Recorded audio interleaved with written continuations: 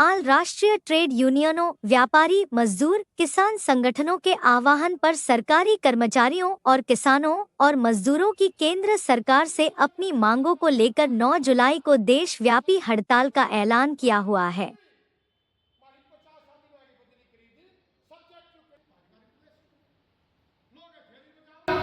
क्या उनका देवद्रुगा प्रधान हो गया, भूपेंद्रुगा सीएम हो गया, क्या खटमलगिरी मानस की जारी नहीं हो सकती? भूपेंद्रुगा अपना काम करेगा, लेकिन जब 12 जुलाई को हम इंट्रोडक्टरी मीटिंग के लिए गए हुड्डा के पास, उन्होंने परीक्षा किया। अभी बोलो, आज मौका पड़ा है, बोला राज बार बार मिला करता, आज माइक क्या मांगेगा?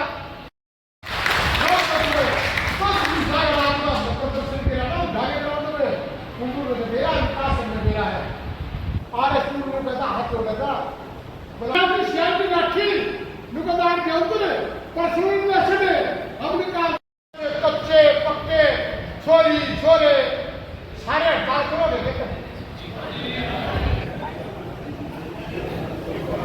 तुम बताओ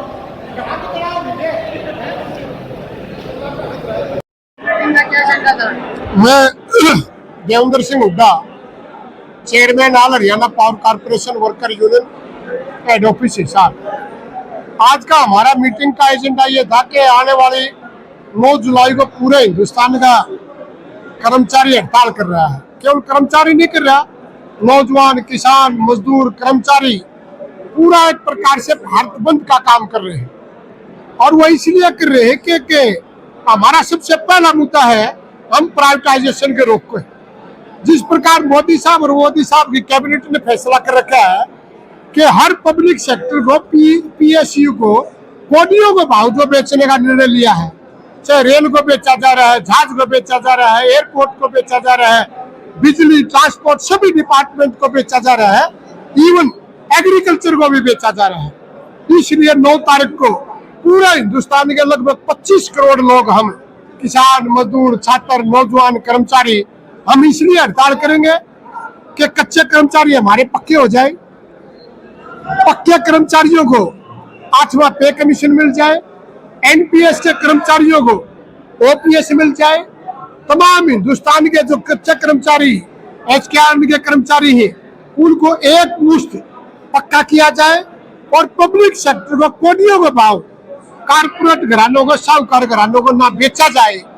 इसके विरोध में हम 9 तारीख को स्ट्राइक करेंगे। सरकार से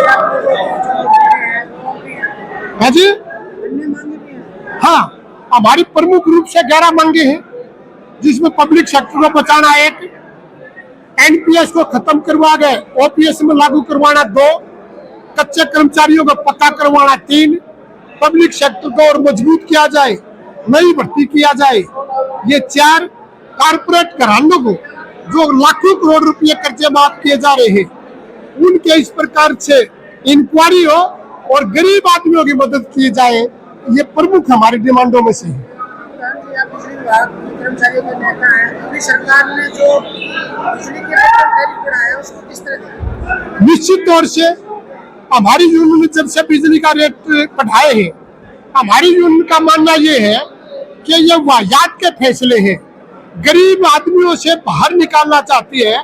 और ये हाई के जो रेट बढ़े हुए फैसले हैं, जो रेट बढ़ाया है, ये रेट बढ़ा गए साहूकार लोगों के हाथ में देना चाहते हैं इस डिपार्टमेंट को, ताकि उनको रेट ना बढ़ाना पड़े और सरकारी महकमे को बदनाम करके बाकायदा यहाँ लाया जाए कि सरकारी महकमा रेट ज्यादा बढ़ा रहा है, इसलिए इसको प्राइवेट किया जाए। हालांकि प्राइवेट के लिए कपड़े तैयार कर रही है सरकार। अनिल विज हैं जो बिजली मंत्री, वो कह रहे हैं कि 10 साल 11 साल हो गए बिजली के रेट नहीं बढ़े, ये तो उससे भी कम है। मंत्री हवाला दे रहे कि 2014 में रेट थे, उससे भी कम। बात यह है कि जब मंत्री की बात करते हैं, आज जो 12 साल से 14 साल से कभी भी ऐसा नहीं हुआ कि रेट ना बढ़े हो। कभी एफएसएल के नाम से, कभी कोल के नाम से, कभी स्टाफ के नाम से, हमेशा ही गरीब का शोषण किया है, हमेशा ही रेट इंक्रीज हुए। लेकिन फर्स्ट टाइम हम ऐसा देख रहे हैं, हमारी यूनियन ऐसा देख रही है कि फर्स्ट टाइम साहूकार कारपोरेट घरानों के लिए ये रेट इंक्रीज कर रहे हैं, ताकि उनको जनता का विरोध ना सहना पड़े, इसलिए मंत्री जी से हम खुली चुनौती में बहस करना चाहते हैं। हम उनके साथ बैठना चाहते हैं, लेकिन वो बैठाना नहीं चाहते। इस विभाग को देना चाहते हैं जिस प्रकार चंडीगढ़ का विभाग गोयनका को दिया, इसी प्रकार इस विभाग को भी किसी कारपोरेट घराने को देना चाहते हैं। केंद्रीय बिजली मंत्री हैं मनोहर खट्टर, वो कह रहे हैं कि अब सिम मीटर आएंगे, स्मार्ट मीटर के बाद अब सिम मीटर होंगे और उसका सबसे कर्मचारियों पर लागू होगा। जो मनोहर लाल खट्टर जी जो कह रहे हैं कि इस प्रकार के मीटर